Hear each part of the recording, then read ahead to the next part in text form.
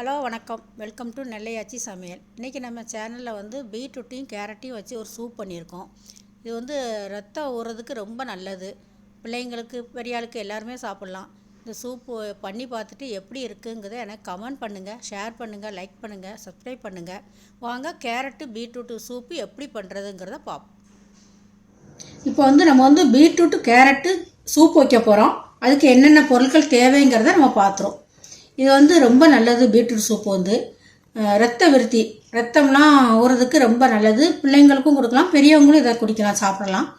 இது நம்ம என்னென்ன தேவைங்கிறத பார்த்துறோம். இப்போ வந்து ஒரு சின்ன பீட்ரூட்டாக நான் 6 பீட்ரூட்டை வந்து அவிச்சு எடுத்து வச்சுருக்கிறேன் குக்கரில். ஒரு பெரிய கேரட்டு அதையும் அவிச்சு வச்சுக்கிட்டோம். இது ஒரு தக்காளியை அவிச்சு தோல் உரித்து வச்சுருக்குறோம். இது வந்து பருப்பு வந்து 50 கிராம் பருப்பு எடுத்திருக்கேன். அதுக்கு 25 கிராம் வந்து துவரம் பருப்பும் 25 கிராம் வந்து பாசி பருப்பும் எடுத்து 2 வேக வச்சு வச்சுருக்கேன் குக்கரில். இது வந்து பொடியாக நறுக்குன ஒரு 4 பூண்டு, கொஞ்சம் இஞ்சி, 2ஐயும் பொடியாக நறுக்கி வச்சுக்கோங்க. ஒரு பட்டர் வந்து ஒரு 50 கிராம் எடுத்துக்கோங்க. இது வந்து சீரகத்தூள், இது வந்து மிளகுத்தூள் போடுறதுக்கு. இப்போ நம்ம எல்லாம் அவிச்சு எடுத்துட்டோம். இதை வந்து நம்ம மிக்சியில் அரைச்சிட்டு நம்ம பண்ணுவோம். இப்போ வந்து எல்லாத்தையுமே நம்ம சின்ன சின்ன துண்டாக கட் பண்ணிக்கிட்டோம். கட் பண்ணி அரைச்சா ஈஸியாக அரைச்சிடலாம். நம்ம கட் பண்ணியாச்சு, மிக்சியில் கொடுத்து அரைச்சிடலாம்.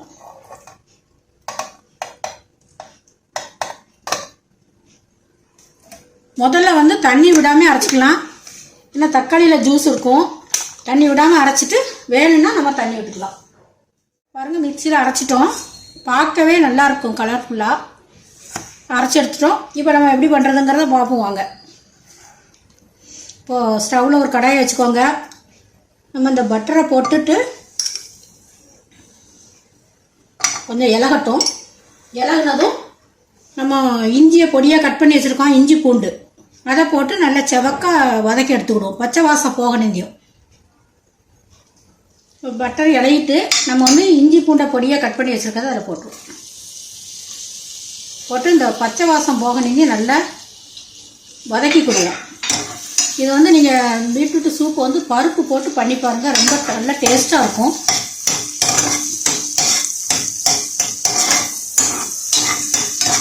பாருங்கள், நல்லா செவக்க வெந்துட்டு நல்லா முருகலாக பச்சை வாசம் போயிட்டு, இப்போ வந்து நம்ம வந்து பீட்ரூட்டு அரைச்சி வச்சதை நம்ம இதில் கலக்கலாம். ஸ்டவ்வை குறைச்சி வச்சுக்கோங்க. இப்போ நம்ம இதில் வந்து கொஞ்சம் தண்ணி விட்டு அலம்பியே இதில் விடலாம்.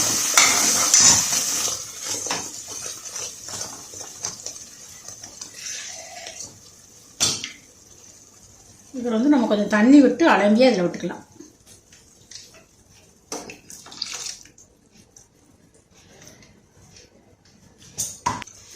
இப்போ இதோட நம்ம இந்த பருப்பையும் சேர்த்துக்கலாம். அவிச்சு வச்சுருக்க பருப்பையும்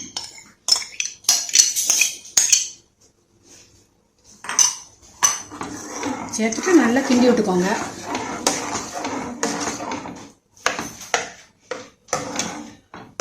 இதில் நம்ம கொஞ்சம் தண்ணி ஊற்றிக்கலாம். இதில் கொஞ்சம் ரொம்ப கட்டியாக இருக்குது, நம்ம கொஞ்சம் தண்ணி ஊற்றிக்கலாம். இப்போ இந்த சூப்புக்கு தேவையான உப்பு நம்ம போட்டுக்கிடுவோம்.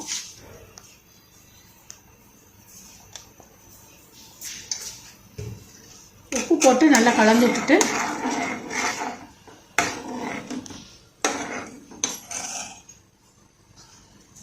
சீரகப்பொடி 1 ஸ்பூன் போட்டுக்கோங்க.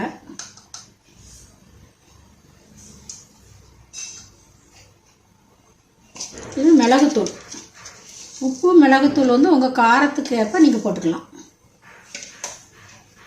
உங்களுக்கு காரம் நிறைய வேணும்னா கூட கொஞ்சம் போட்டுக்கோங்க மிளகுத்தூள், இல்லைன்னா கொஞ்சம் கம்மி பண்ணிக்கோங்க. உப்பு காரம் உங்கள் டேஸ்ட்டை பொறுத்து. இப்போ நல்லா கலந்துட்டு இறக்கி விட்டுடலாம். இது வந்து கொதி வரட்டும். ஒரு கொதி வந்ததும் நம்ம இறக்கி வச்சிடலாம்.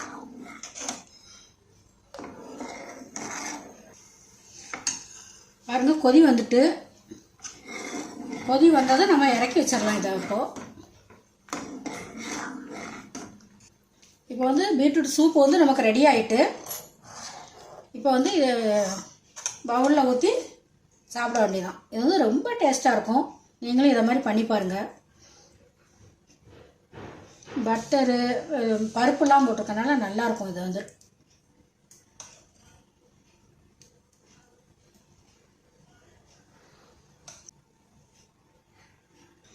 நீங்களும் உங்கள் வீட்டில் இதை மாதிரி பண்ணி பார்த்து சாப்பிட்டுட்டு எப்படி இருக்குங்கிறத எனக்கு கமெண்ட் பண்ணுங்கள், ஷேர் பண்ணுங்கள், லைக் பண்ணுங்கள், கண்டிப்பாக சப்ஸ்கிரைப் பண்ணுங்கள்.